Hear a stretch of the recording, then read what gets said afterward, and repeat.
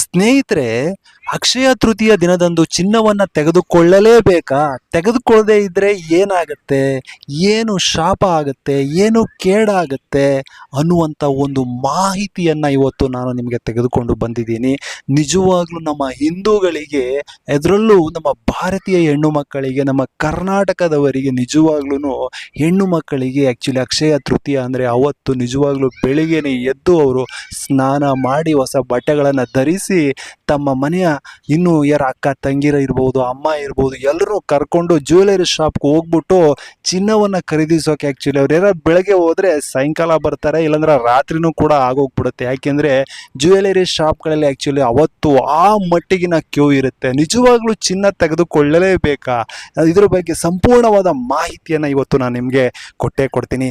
ನೋಡಿ, ಅಕ್ಷಯ ತೃತೀಯದಂದು ಚಿನ್ನವನ್ನು ಖರೀದಿಸುವುದು ಅತ್ಯಂತ ಮಂಗಳಕರ ಎಂಬ ನಂಬಿಕೆ ನಮ್ಮ ಭಾರತೀಯ ಹೆಣ್ಣು ಮಕ್ಕಳಲ್ಲಿ, ಭಾರತೀಯ ಸಂಪ್ರದಾಯದಲ್ಲಿ ಇದೆ. ಇದರ ಸಂಕ್ಷಿಪ್ತ ವಿವರಣೆಯನ್ನ ನಾನು ಇವತ್ತು ನಿಮಗೆ ತಿಳಿಸ್ತೇನೆ. ಅದಾದ ನಂತರ ನಿಜವಾಗ್ಲೂ ಚಿನ್ನ ತೆಗೆದುಕೊಳ್ಳದೆ ಇದ್ರೆ ಏನೇನು ಶಾಪಗಳಾಗುತ್ತೆ, ತೆಗೆದುಕೊಳ್ಳೇಬೇಕಾ, ಎಸ್, ಅದರ ಬಗ್ಗೆ ನಾನು ಇವತ್ತು ನಿಮಗೆ ತಿಳಿಸ್ಕೊಡ್ತೇನೆ. ಅಕ್ಷಯ ಎಂದರೆ ಎಂದಿಗೂ ಮುಗಿಯದ ಅಥವಾ ನಾಶವಾಗದ ಎಂದರ್ಥ. ಈ ದಿನದಂದು ಚಿನ್ನ ಖರೀದಿಸಿದರೆ ಮನೆಯಲ್ಲಿ ಐಶ್ವರ್ಯ ವೃದ್ಧಿಯಾಗುತ್ತದೆ ಮತ್ತು ಸಂಪತ್ತು ಶಾಶ್ವತವಾಗಿ ಉಳಿಯುತ್ತದೆ ಎಂಬುದು ನಮ್ಮ ಜನರ ನಂಬಿಕೆ. ಈ ದಿನವನ್ನು ಅತ್ಯಂತ ಶುಭ ದಿನವೆಂದು ಪರಿಗಣಿಸಲಾಗುತ್ತದೆ. ಹೊಸ ಉದ್ಯಮ ಅಥವಾ ಹೂಡಿಕೆಯನ್ನು ಆರಂಭಿಸಲು ಇದು ಉತ್ತಮ ಸಮಯ. ಹಾಗಾಗಿ ಭವಿಷ್ಯದ ದೃಷ್ಟಿಯಿಂದ ಚಿನ್ನವನ್ನು ಒಂದು ಸುರಕ್ಷಿತ ಹೂಡಿಕೆಯಾಗಿ ಈ ದಿನ ಖರೀದಿಸಲಾಗುತ್ತೆ ಅಷ್ಟೇ. ಈ ದಿನ ಮಹಾಲಕ್ಷ್ಮಿಯನ್ನು ಆರಾಧಿಸುವುದರಿಂದ ಅವಳ ಕೃಪೆ ಲಭಿಸಿ ಮನೆಯಲ್ಲಿ ಸಮೃದ್ಧಿ ನೆಲೆಸುತ್ತದೆ ಎಂಬುದು ನಮ್ಮ ಹೆಣ್ಣು ಮಕ್ಕಳ, ನಮ್ಮ ಹಿರಿಯರ ನಂಬಿಕೆ. ಆದರೆ ಚಿನ್ನವನ್ನೇ ಖರೀದಿಸಬೇಕು ಎಂಬ ಕಡ್ಡಾಯ ಏನಿಲ್ಲ. ನಿಮ್ಮ ಆರ್ಥಿಕ ಸ್ಥಿತಿಗೆ ಅನುಗುಣವಾಗಿ ಅಕ್ಕಿ, ಬೆಳ್ಳಿ ಅಥವಾ ಸಣ್ಣ ಪ್ರಮಾಣದ ಹೂಡಿಕೆ ಮಾಡುವುದು ಕೂಡ ಈ ದಿನದ ವಿಶೇಷತೆಯನ್ನು ಹೆಚ್ಚಿಸುತ್ತದೆ. ಅಂದರೆ ಇವತ್ತು ಅಕ್ಷಯ ತೃತೀಯದ ದಿನದಂದು ಚಿನ್ನವನ್ನು ತೆಗೆದುಕೊಳ್ಳಲೇಬೇಕು ಅಂತ ಯಾವುದೇ ರೂಲ್ಸ್ಗಳು ಇಲ್ಲ.